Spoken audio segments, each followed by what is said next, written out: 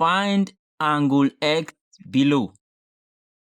Now, for us to find the value of this angle x, I would like us to look at this quadrilateral PQRS.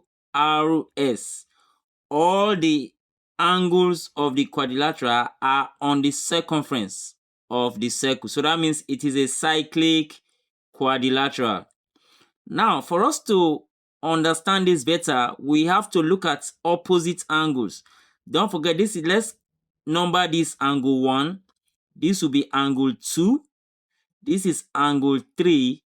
And this is angle 4. So angle 1 and 3 are opposite angles, while angle 2 and 4 are opposite angles. So from there, we can look at it that these two angles now, which is angles 1 and 3, are opposite angles of a cyclic quadrilateral. And the theorem there says that the opposite angles of a cyclic quadrilateral are supplementary, meaning that they sum up to 180. When you add them together, it gives you 180 degrees. So if this is 105 degrees, that means this angle here has to be 180 minus 105. And that will give us 75 degrees. So this angle is 75 degrees. Now, this triangle PRS, is an isosceles triangle. Why? Because these two sides are equal. So a triangle with two sides equal is an isosceles triangle. And then for an isosceles triangle, the base angles are equal. Don't forget that theorem, that the base angle of an isosceles triangle are equal. So if this is 75, then this second base angle is also 75 degrees. And then from there, we can get this third angle of the triangle.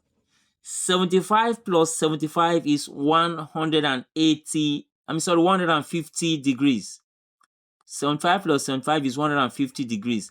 And then when we subtract 150 from 180, it's going to give us 30 degrees.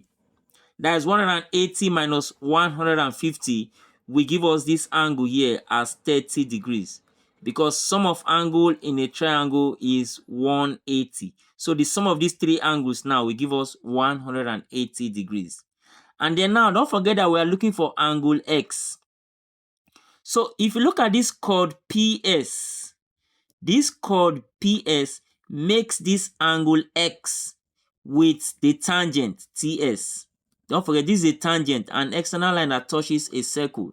So this chord PS is making this angle x with the tangent TS. So in the same way, if you trace the triangle that the chord forms inside the circle, you see an opposite angle to that chord. So the opposite angle to this chord is 30 degrees, which is this angle. That is the angle that is opposite that line, that chord. So the angle facing the chord is 30 degrees. So the angle that this chord makes in this triangle, which is 30, is also equal to the angle that this chord makes with the tangent. So that means this angle x will be equal to 30 degrees. And I can just simply conclude and say x is equal to 30 degrees. And what is the theorem there?